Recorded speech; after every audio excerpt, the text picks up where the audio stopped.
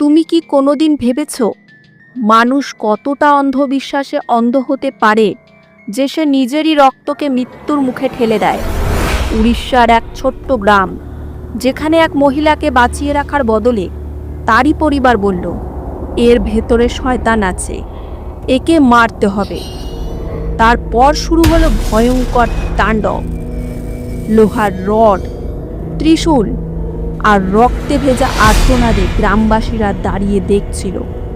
আর সামরি মুর্মু তার শেষ নিঃশ্বাস পর্যন্ত ছটপট করতে থাকলো। কিন্তু কাহিনী এখানেই শেষ নয়, কারণ এরপর যা ঘটল গোটা সমাজকে কাঁপিয়ে দিল। নমস্কার, আমি আপনাদের হোস্ট সুজাতা, আর আপনারা দেখছেন রিয়েল টু স্টোরি বাংলা। যদি এখনও আপনারা চ্যানেলটি সাবস্ক্রাইব না করে থাকেন তবে তাড়াতাড়ি করে নিন, কারণ সামনে আসা কাহিনীগুলো আরও ভয়ঙ্কর আর চমকে দেবার মতো হবে। উড়িষ্যার ময়ূরভঞ্জ জেলার এক ছোট্ট গ্রাম, যেখানে আজও রোগের চিকিৎসা ওষুধ দিয়ে নয়, বরং ঝাড়ফুঁক আর টোটকা দিয়ে করা হয়। গ্রামের এক সাধারণ মহিলা সামরি মুর্মু হঠাৎ অসুস্থ হয়ে পড়লেন। ওষুধ দেয়া হলো, কিন্তু কোনো প্রভাব হলো না। ধীরে ধীরে গ্রামবাসীদের কানে ফিসফিসানি শোনা যেতে লাগলো, এর ওপর ভূত চেপেছে, একে শুধু ওঝাই ভালো করতে পারবে। পরিবার ভাবল, আর ওষুধ নয়, এবার লাগবে টোনা টোটকা। এই ভেবে তারা সামরিকে নিয়ে গেল তার মামা রামে মুর্মুর কাছে। রামে, যে নিজেকে গ্রামের সবচেয়ে বড় ওঝা বলে দাবি করত। রাতের অন্ধকারে টিমটিমে লণ্ঠনের আলো, গ্রামবাসীরা গোল হয়ে বসে আছে, মাঝখানে দড়ি দিয়ে বাঁধা সামরি মুর্মু। তার চোখে ভয়, চারপাশে নিস্তব্ধতা, সবার দৃষ্টি রামের দিকে। তার হাতে লোহার রড, চোখে এক অদ্ভুত উন্মাদনা। গ্রামবাসীরা বিশ্বাস করে নিয়েছে, যদি রামে চায় তবে ভূত পালিয়ে যাবে, কিন্তু সে যদি ব্যর্থ হয় তাহলে কি হবে?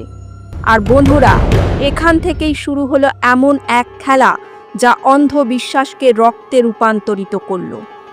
রামে মুর্মু তখন শুরু করে দিয়েছে তার কালো রীতি। টিমটিমে লণ্ঠনের আলোয় তার চোখ আরও ভয়ঙ্কর লাগছিল। সে অদ্ভুত সব মন্ত্র পড়ছিল। তার গলা কখনো খুব নিচু, আবার হঠাৎই খুব উঁচু হয়ে যাচ্ছিল। হাতে থাকা লোহার রড সে মাটির উপর টেনে নিয়ে যেতে লাগলো। গ্রামবাসীদের শরীর কেঁপে উঠল। কারো মুখে থেকে একটাও শব্দ বেরোলো না।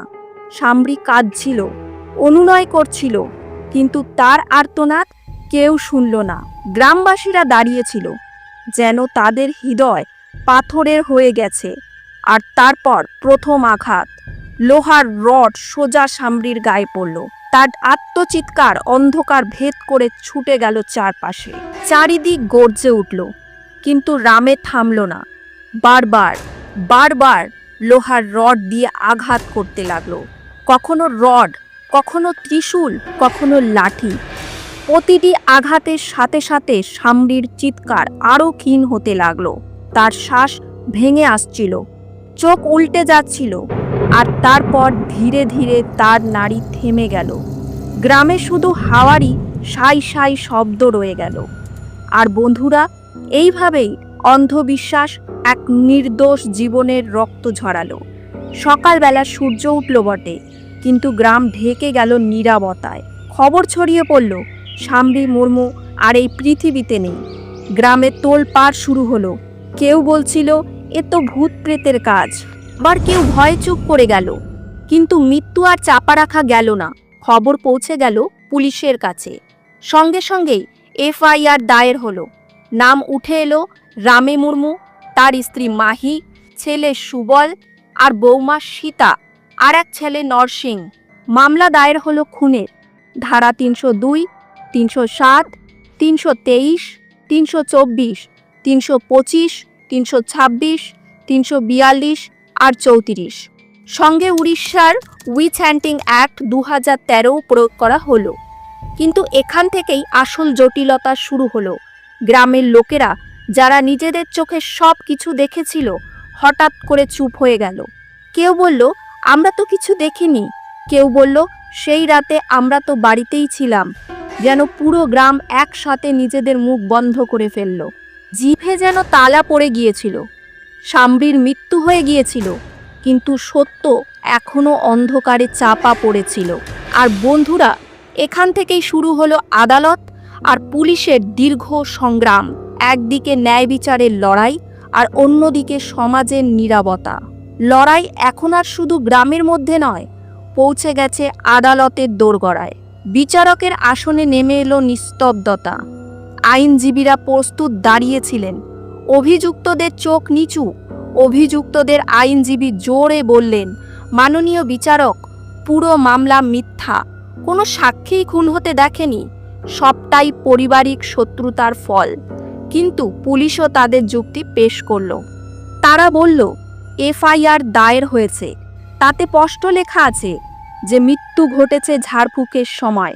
16 জন সাক্ষীর জিজ্ঞাসাবাদ সম্পূর্ণ হয়েছে। এই মামলায় শুধু অন্ধবিশ্বাসের নয়, বরং স্পষ্টতই খুনের। বছর কেটে গেল, মামলা চলতে থাকলো, কিন্তু অভিযুক্ত জেলে থাকলো। কেউ বা জামিনে ছাড়া পেল, কিন্তু ন্যায় বিচার তখনও অসম্পূর্ণ ছিল।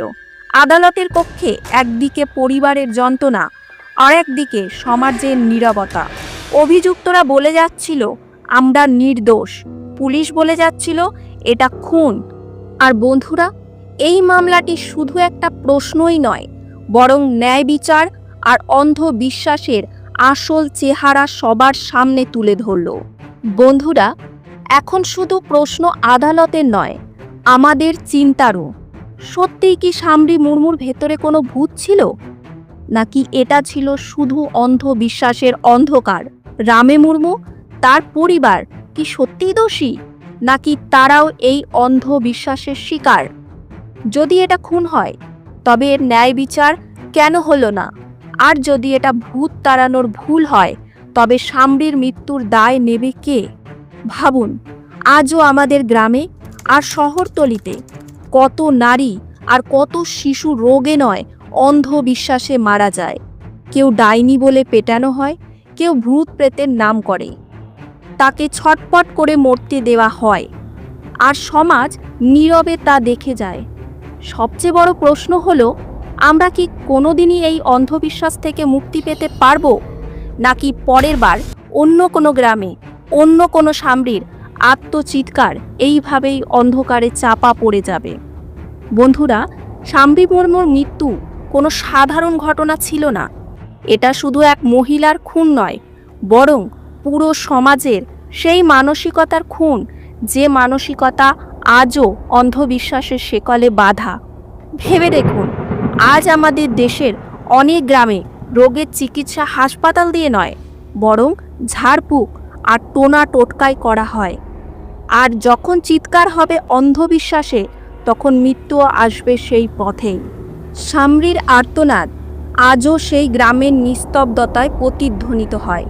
তার শেষ নিঃশ্বাস আমাদের মনে করিয়ে দেয়, যতদিন সমাজ সত্যকে উপেক্ষা করবে, ততদিন নির্দোষ মানুষ এমনই ছটপট করে মৃত্যুর মুখে চলে যাবে। বন্ধুরা, প্রশ্ন শুধু শাম্ভীর নয়, প্রশ্ন হলো প্রতিটি মানুষের, যে আজও ভূত প্রেত আর টোনা টোটকায় নিজের জীবন হারায়। আমরা কি পরিবর্তন আনতে পারবো? আমরা কি আমাদের সন্তানদেরকে শেখাতে পারবো যে আসল চিকিৎসা হাসপাতালেই, কোনো ওঝার কাছে নয়? না হলে পরের বার অন্য কোনো শাম্ভীর আর্তনাদ আবার অন্ধকারে চাপা পড়ে যাবে। যদি এই কাহিনী আপনাকে ভাবতে বাধ্য করে থাকে, তবে এখনই চ্যানেলটিকে সাবস্ক্রাইব করুন, ভিডিওটি লাইক এবং শেয়ার করুন, কারণ পরের বার আমরা আবারও নিয়ে আসব আরেকটি সত্যিকারের ভয়ঙ্কর এবং চমক দেবার মতো কাহিনী।